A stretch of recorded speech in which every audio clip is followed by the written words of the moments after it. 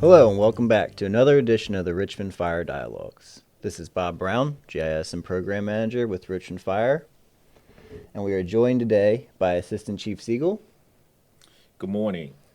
and Battalion Chief Pulliam. Good morning.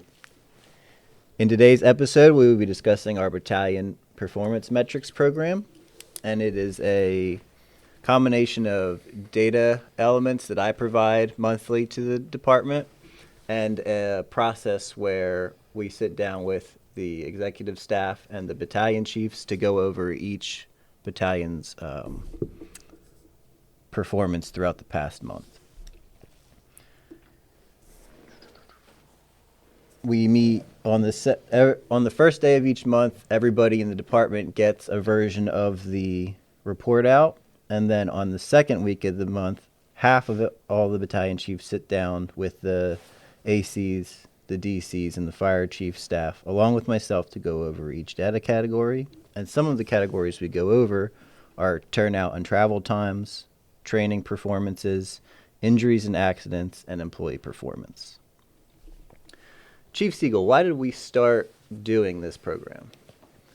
For various reasons. One of the main reasons is that it was a goal and a vision of the chief of the fire department. Chief Carter wanted a means of being able to measure the outcomes, the performances of the members of the fire department, and not just be a matter of intuition or just observation, but let it be based on data, facts, and etc. Then he also wanted to have a means where the fire suppression officers could use to be able to see where they are in comparison to others. And what I mean by others is just other fire companies and other battalions. So that was the main reason why we did that. But at that time, we didn't have a reliable source or means to be able to do things like that. So that's why we got it started. We've heard of some successful organizations throughout the country who use something similar to this, but it wasn't in the fire department. So we thought that it would be good to bring it here and use it as a tool to improve the performance. So bottom line, vision of the chief of the fire department to improve the performance of the fire department, and not just improve the performance, but do it based on data, observation, and follow through. Chief Pulliam, how have you used this information and this process in your day-to-day operations as battalion chief? Well, I think over the years, being a BC, a lot of this data I would try to collect ahead of time and share with officers. In this department, we have submitted thousands of different type of reports for the mayor's office, to the chief's office, and gathering information. But there was really no one collection point, and it would come in different formats, different databases we could pull it from.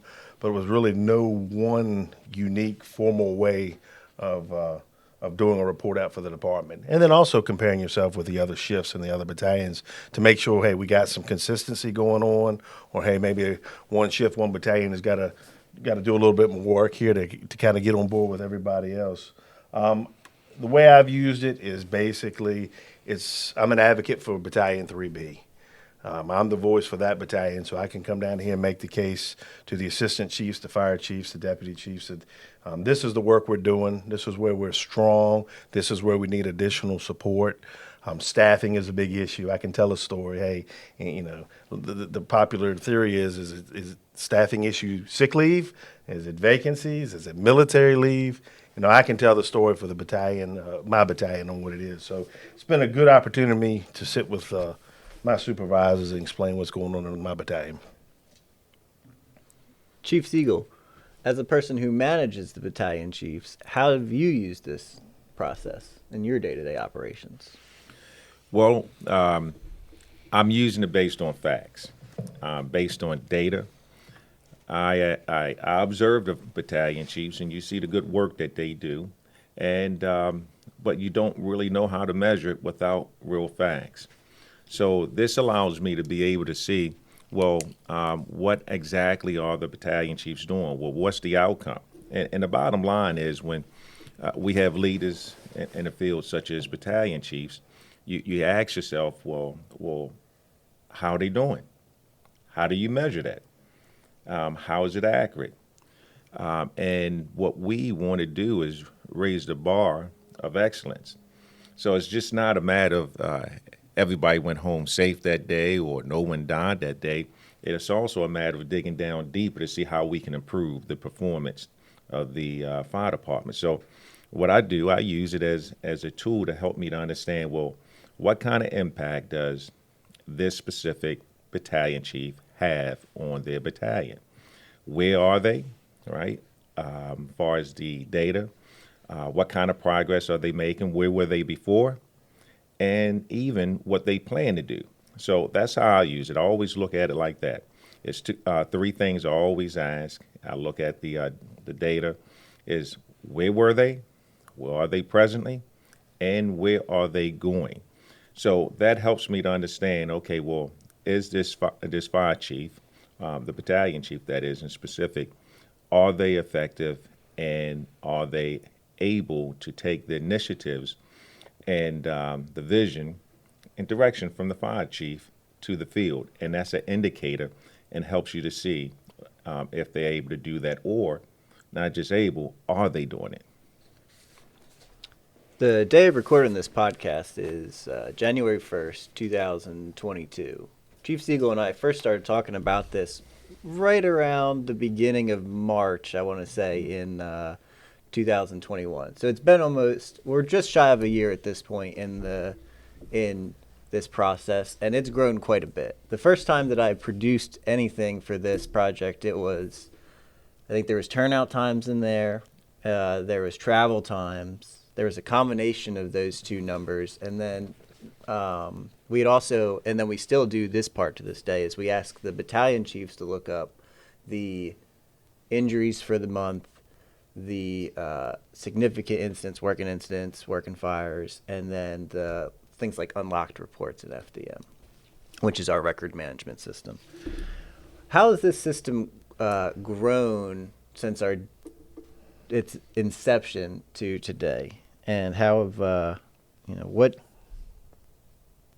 how has this evolved since the initial just couple of things that we started with? I guess from the battalion chief perspective, Chief had always talked about ComStat, what Richmond police and police departments do. So we had a kind of an idea where we were going to be going. Those first few meetings that we had when SharePoint was put up, and you guys have done a great job at feeding us information. It started very basic, turnout times. We had to do a little bit of research, which I don't know that every battalion chief has done or has familiarized themselves with FDM. So there was a learning curve there. It was one of the earlier challenges. So coming to those first meetings, we had some conversations, we put up some numbers, and maybe it was the first time some of us had seen specific numbers and where people were and be able to compare ourselves with other battalions. The expectations were set, hey, this is where we're trying to get to. So early on, were we getting enough of the data? How did we interpret the data? That was probably one of the biggest challenges.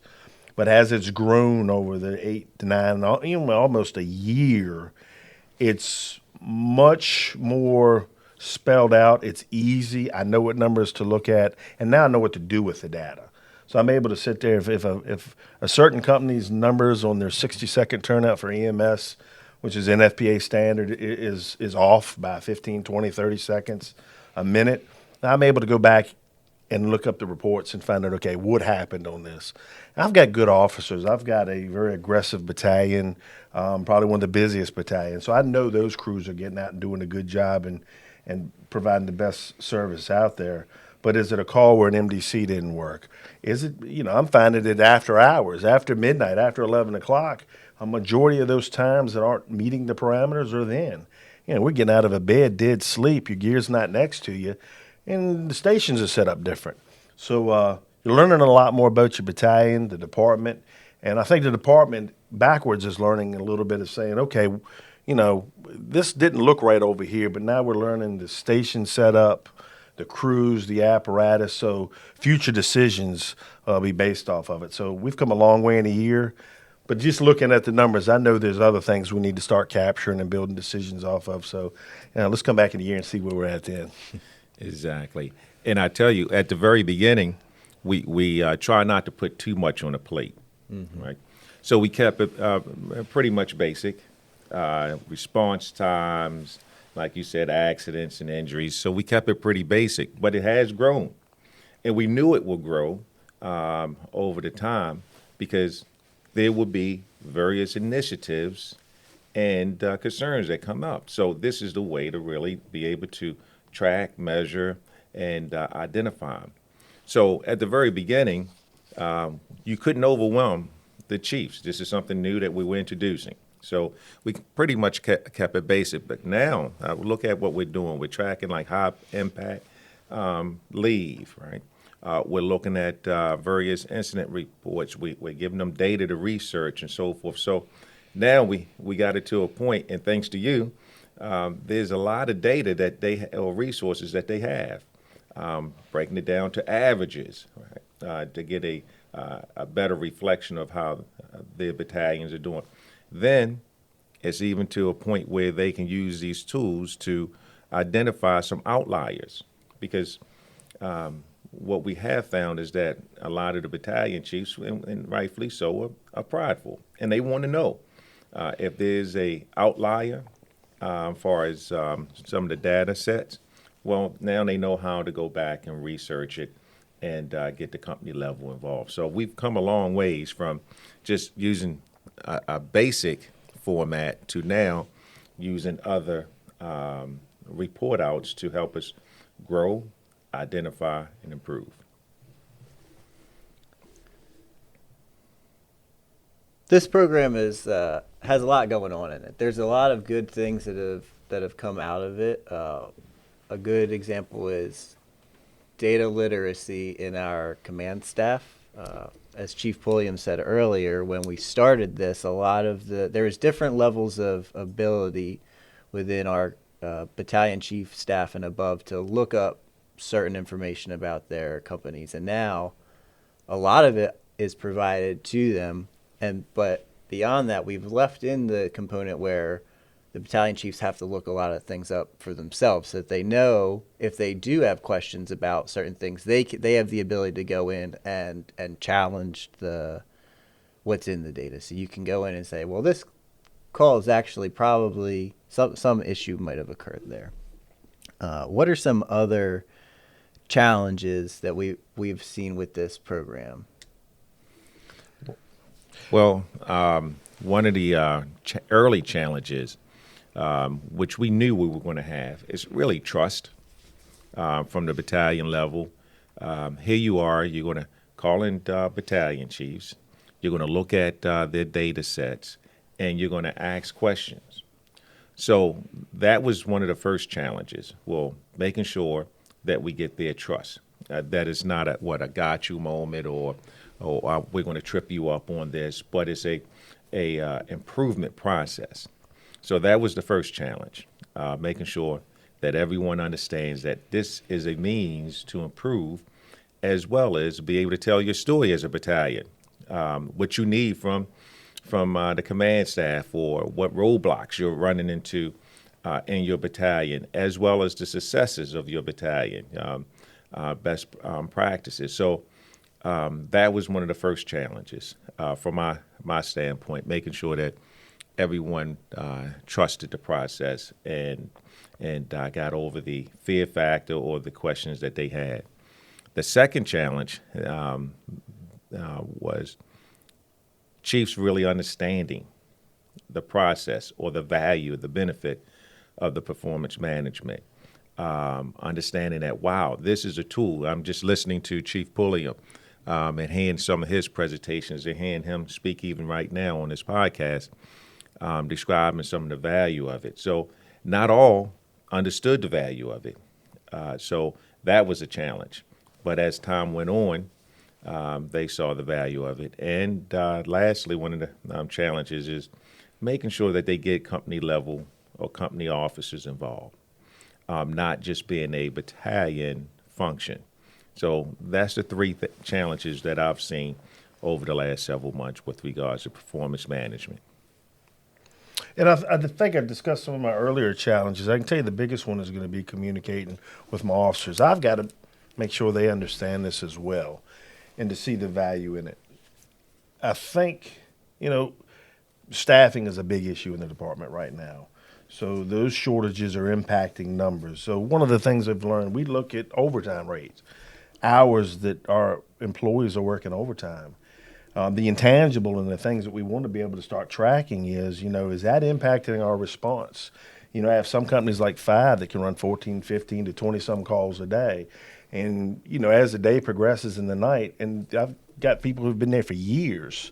So, how does that impact their staffing, their numbers? The mental and physical well-being of our firefighters is important as well. So these numbers aren't just did we get 60 seconds or 80 seconds? Because realistically, we're not always going to meet 60 and 80.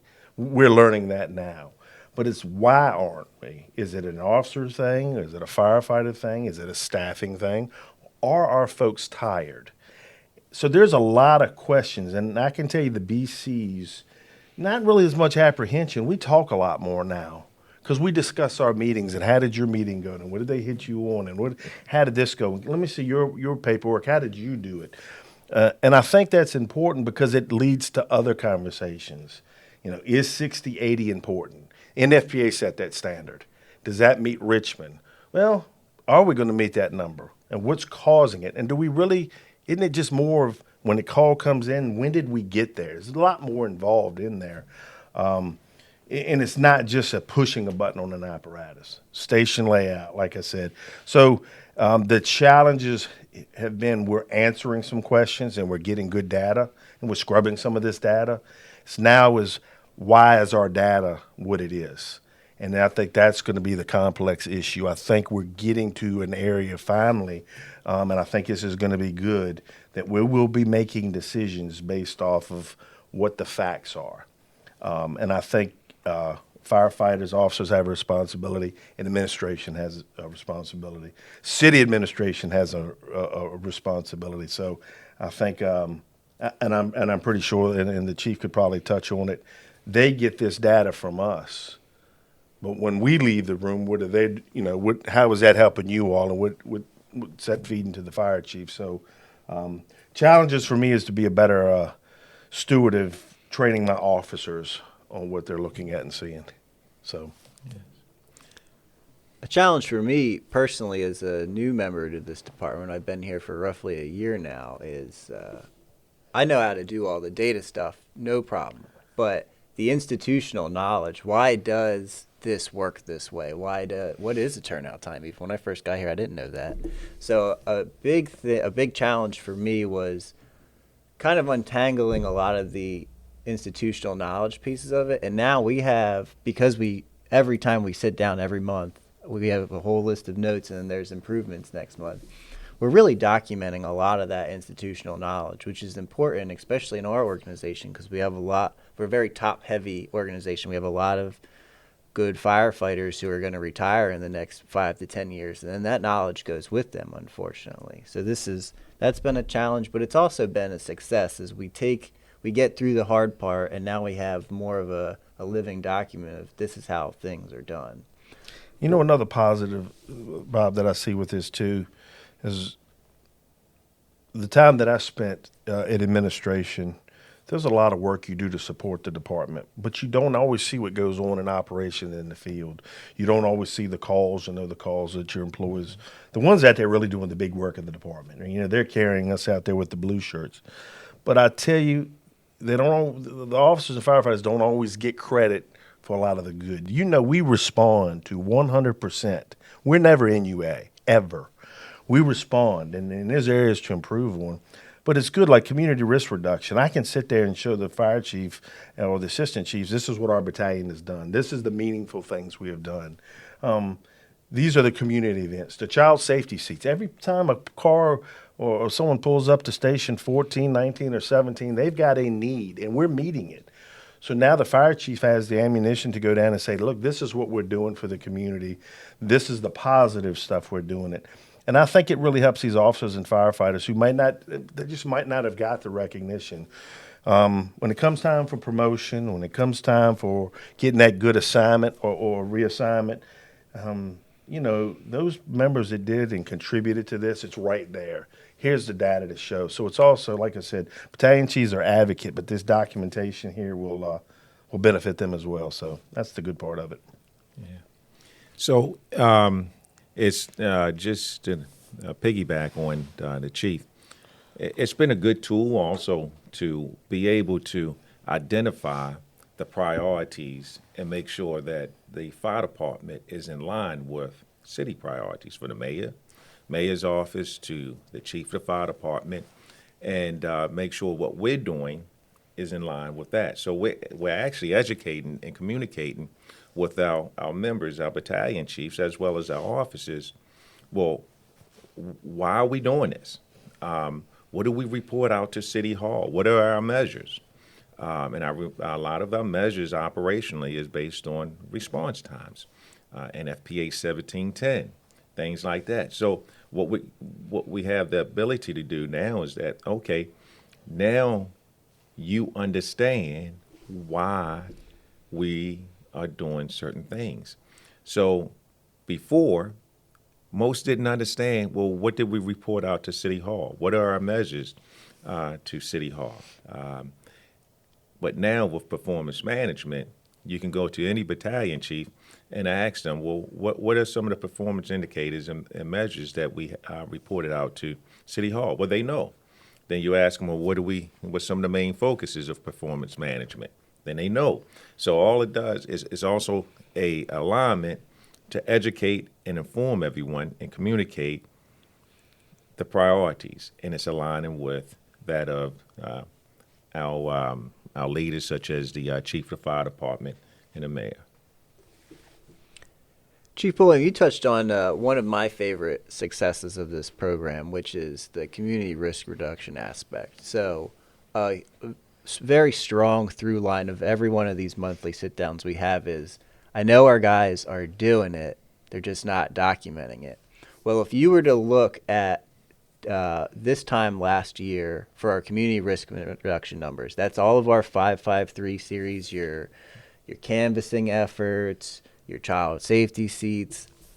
We have over a 10-fold spike in the amount of incidents that we are reporting that we've done. Now, we've always been doing this good work, but if you're not documenting it, it's hard to get credit for it. So that's one of my personal favorite successes of this program. Do you have anything that you'd like to share as far as successes go?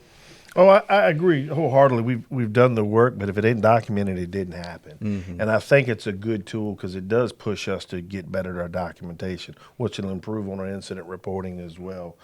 For me, it's nice to be able to sit with my assistant chief now because I can sit and show the staffing and the issues in my battalion, and we can make reassignments or transfers to help build stronger teams. The support as far as making sure that, there's ISO documentation we got to provide to support our level 1 rating for the city. So to make sure we're meeting those training hours and those documentation. So I just think we've improved in all of the areas of documenting. We're able to really truthfully tell our story. I still think we got a long ways to go, but we are really headed in the right direction. I'm excited about that. And one of the things that I appreciate through the process of performance management is the ability to track the educational part of firefighting. And you mentioned the community risk reduction. And as we well know in the fire service, it's a couple major E's in the fire service to change behavior. It's enforcement, that's one of the big E's. Engineering, that's putting up smoke alarms. And the third one is education. So we know our fire department, similar to what Chief Pulliam said earlier, respond, we're there, we're coming, and we will be there. However, part of preventing bad outcomes or injuries and death and so forth is that big E of education. And we're able to do that, and we're able to track it. Whereas before, we knew they were out educating, but not like it is now. And when you're able to track it, and you see when they're going out and doing the community canvas and the educational part of it, you know that you're doing everything you can do to prevent the next injury, next death.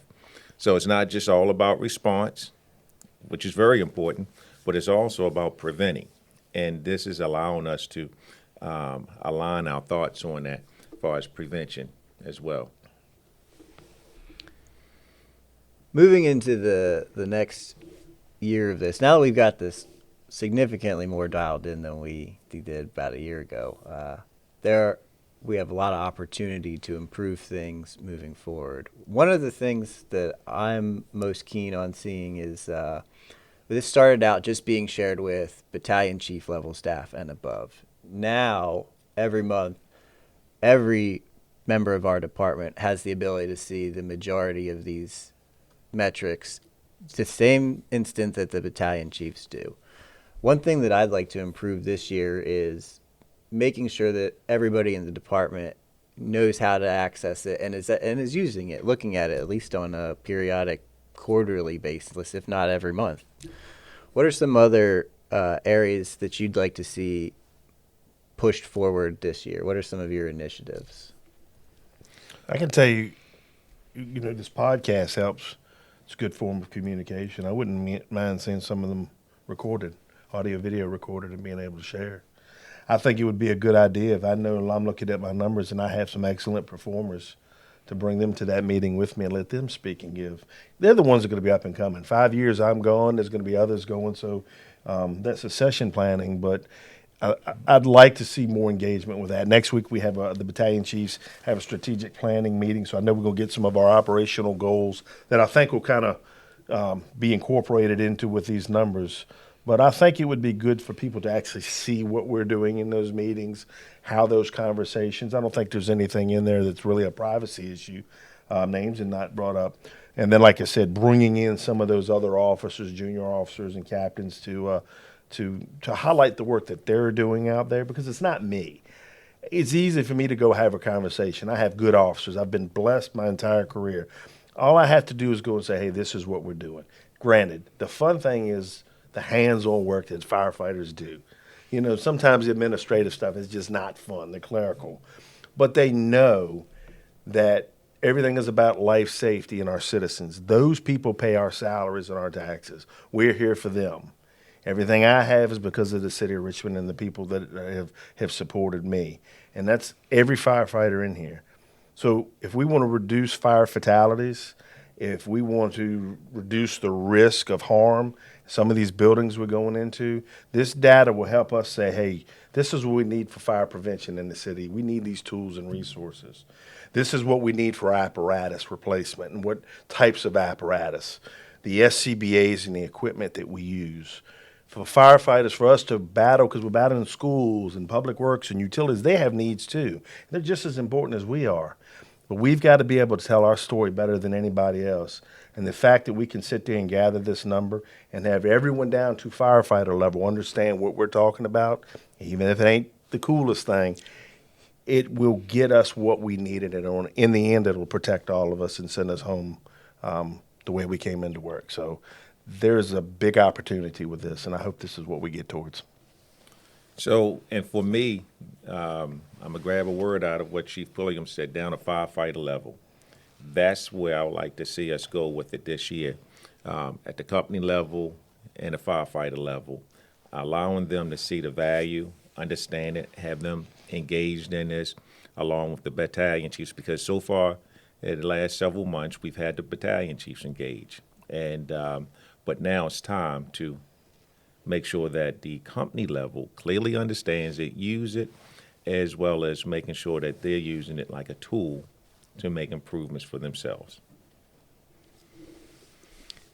As far as final thoughts on this whole process goes, I really have enjoyed the evolution of it. So this started out as just, here's a couple of numbers, and we're going to meet every other month to talk about them.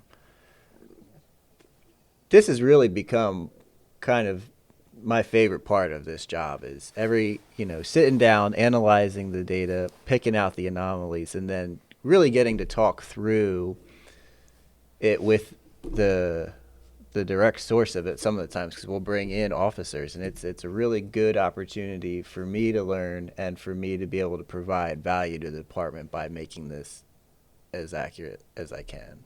Do you have any final takeaways you'd like to mention?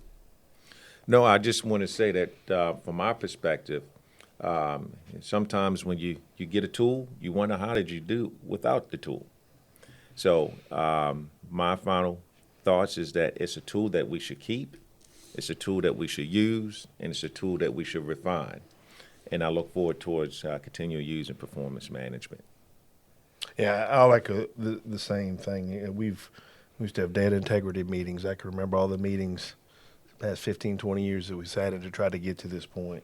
Bob, you've done an excellent job, as other people behind the scenes have done a good job collecting the information. Someone like me is not going to be good at pulling it, finding out where the information comes from, but the source that you give us and your team provides us is making this come to fruition.